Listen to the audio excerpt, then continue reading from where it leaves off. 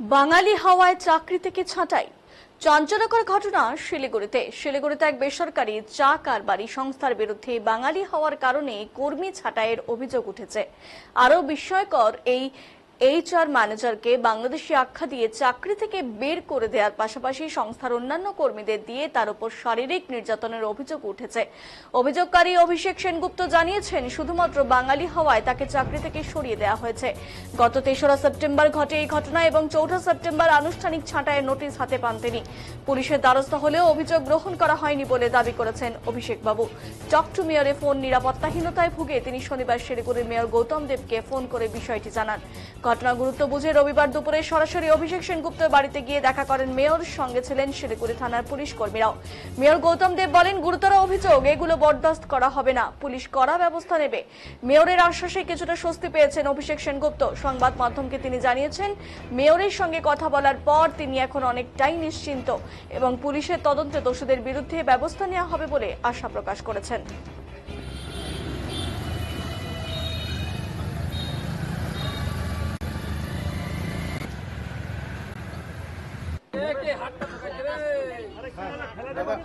কি কথা হলো? আপনারা তো শুনেছেন টক টু মেয়রে যে কমপ্লেন হয়েছিল, যেটা আমাকে বলেছিলেন অভিষেক সেনগুপ্ত। এটা বলার পর আমি টক টু মেয়র হয়ে যাওয়ার পর আমি থানার আইসিকে ফোন করি এবং ওনাকে আমি বলি যে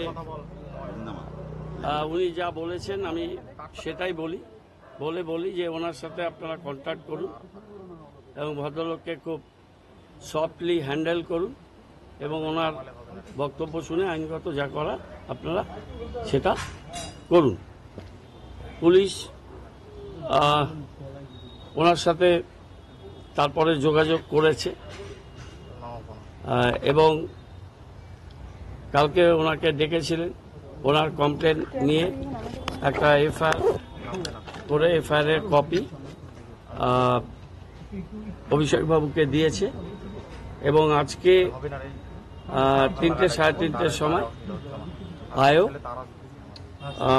আবার তাকে থানায় যেতে বলেছে। ওনাকে কিছু কথা বলেছেন, সে কথা উনি আমাকে বলেছেন, সেগুলো আমি সংবাদ মাধ্যমে বলছি না। কিন্তু যে ঘটনা ঘটেছে খুবই অনভিপ্রেত।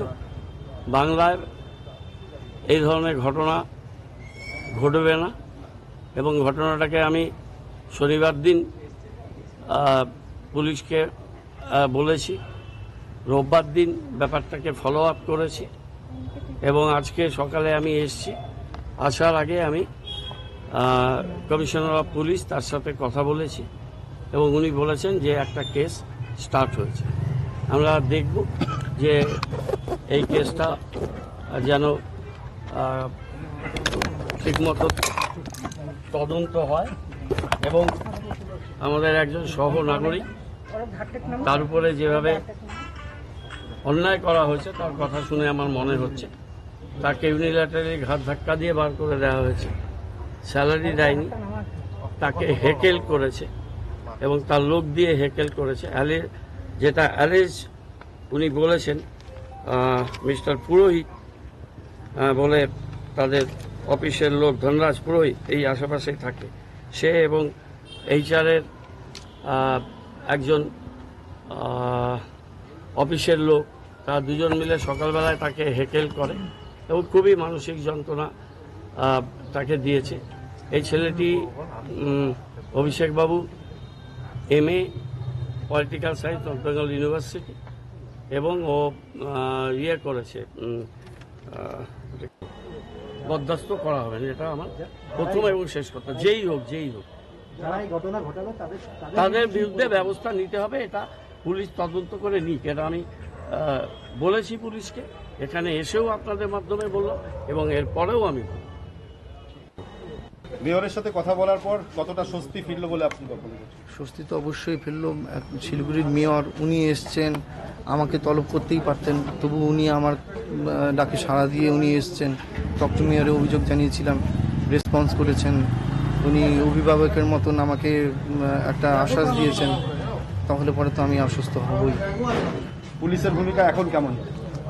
তখন আর এখনের মধ্যে অনেক তফাৎ আছে। তবে আমি যেটা পুলিশ নিয়ে বিশাল কিছু মন্তব্য এখন এই মুহূর্তে করবো না। গতকাল আপনাদের কোনো রিপোর্টার ভাইকে আমি অবশ্যই করেছিলাম। সব ডিপার্টমেন্টে দেখুন কোনো না কোনো লোক একটু ডিফারেন্ট হয়ই, ঠিক আছে? তাই এবং ডিফারেন্ট লোকের মানে লোকের সাথেই জনমাধ্যমের বেশি দেখা হয়, এটাই হচ্ছে দুঃখের। আপনি কি কোম্পানিতে ফিরতে চাইছেন নাকি? দেখুন, ফেরার তো ইচ্ছা আমার নেই, ঠিক আছে না? কারণ এত কিছু হওয়ার পরে যে বাঙালি বিদ্বেষী, যে কোনো পার্টিকুলার সম্প্রদায়ের বিরোধী, আমাদের এখানে আমরা তো সেকুলার কান্ট্রি, এখানে নানান ধর্মের লোক আসবে, বসবাস করবে, আর কার্যের ক্ষেত্রে তো এই সব মানসিকতা আমার আসবেই না। তাহলে পরে তো আমি HR ম্যানেজার হিসেবে কোনো রকমভাবে কাজ করতেই পারবো না, আমি বায়াসড। উনি আমাকে বায়াসড হতে বলছেন, আমাকে পক্ষপাত করতে বলছেন, কিন্তু আমি সেটা করিনি দেখেই আমার উপরে জুলুম হচ্ছে, আমাকে বাংলাদেশি আখ্যা দিচ্ছে, আমাকে উল্টোপাল্টা কথা বলা হচ্ছে। আপনাদের হ্যান্ডওভার দিতে বলেছে আপনাকে তো ছেড়ে দেওয়ার কথাই বলেছে ওরা। হ্যাঁ, আমাকে তো উনি হঠাৎ করে বললেন 3 তারিখে আপনি বাড়ি চলে যান। আমি আমার কোশ্চেন ছিল ওনার কাছে যে আমি তো লিভ চাইছি না, আমি পুরো সুস্থই আছি, জ্বর টর কিছু হয়নি, তাহলে পরে আপনি আমাকে যে লিভ দিচ্ছেন সেটা কি আপনি পেড লিভ দিচ্ছেন নাকি আপনাকে অ্যাবসেন্ট মার্ক করবেন? তখন উনি আমাকে ওনার চেম্বারে ডেকে নিয়ে অনেকক্ষণ ধরে উনি আমাকে মেন্টাল টর্চারিং করলেন। মানে আমাকে কোনো কথা বলতে দেবেন, উনি এইটাই করেন। তো ঘন্টার পর ঘন্টা উনি আঙুল দেখিয়ে কথা বলতে গেলে চুপ রেগে এরকম করে করে উনি অনেকক্ষণ কাটালেন, যাতে আমার মানসিক একটা যন্ত্রণা হয়। এবার আমি বললাম আপনি মেন টপিকে আসুন। তো উনি আমাকে যেটা বললেন সেটা হচ্ছে উনি আমার উপরে ভরসা নেই, আমার ধর্মের উপরে উনি ভরসা করতে পারছেন না। হ্যাঁ, ওইটা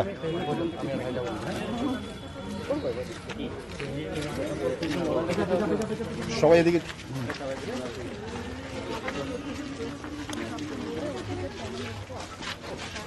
খোলা দাও, অলোক সর। এই গেটটা খোলা যাবে না? হ্যাঁ, এই গেটটা খোলা গেলেই তো হতো।